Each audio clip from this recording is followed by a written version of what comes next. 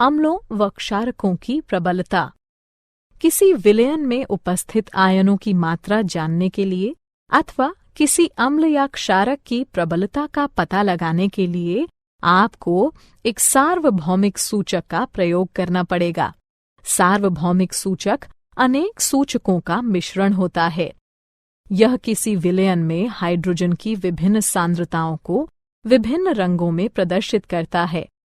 एक पीएच पैमाना वो पैमाना होता है जिसके प्रयोग से हम किसी विलयन में हाइड्रोजन आयन की सांद्रता को माप सकते हैं। आप पीएच को 0 से माप सकते हैं, जो कि अत्यंत क्षारीयता का प्रतिनिधित्व करते हुए 14 तक अति अम्लता प्रदर्शित करता है।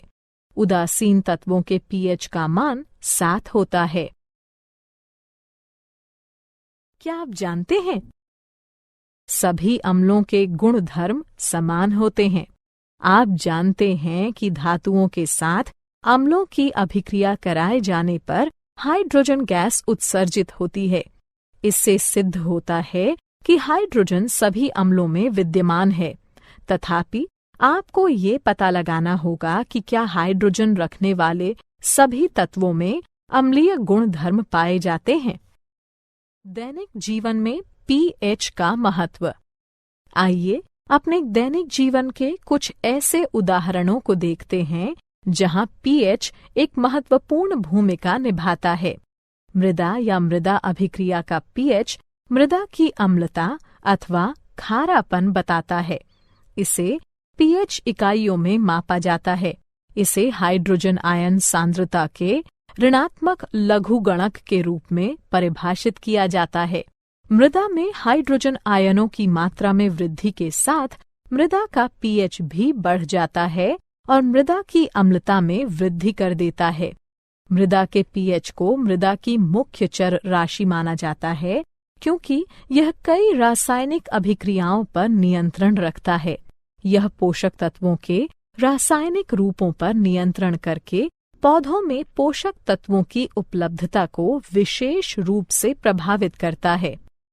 पाचन तंत्र में पीएच। हमारा उदर हाइड्रोक्लोरिक अम्ल उत्पन्न करता है, जो कि उदर को हानि पहुंचाए बिना भोजन पचाने में सहायता करता है। जब उदर अत्यधिक अम्ल उत्पन्न करने लगता है तो यह अपच हो जाता है तथा उदर में दर्द व जलन होने लगती है।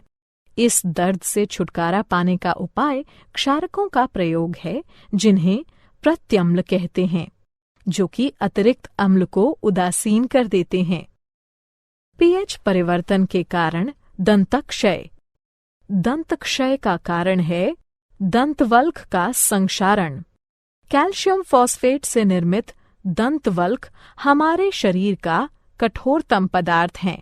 यह जल में विलेय नहीं है, किंतु मुख की पीएच का मान 5.5 से कम होने पर यह संक्षारित हो जाता है।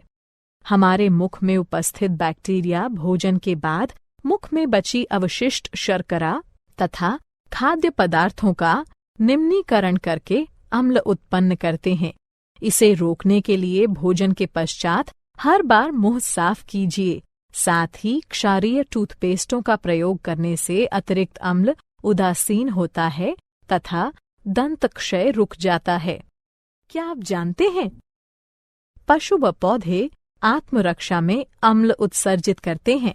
उदाहरणार्थ मधुमक्खी का डंक, चींटी का डंक या बिच्छू पौधे के कांटे। ये पौधों व पशुओं को प्रकृति द्वारा प्रदत्त आत्मरक्षा यंत्र रचनाएं हैं।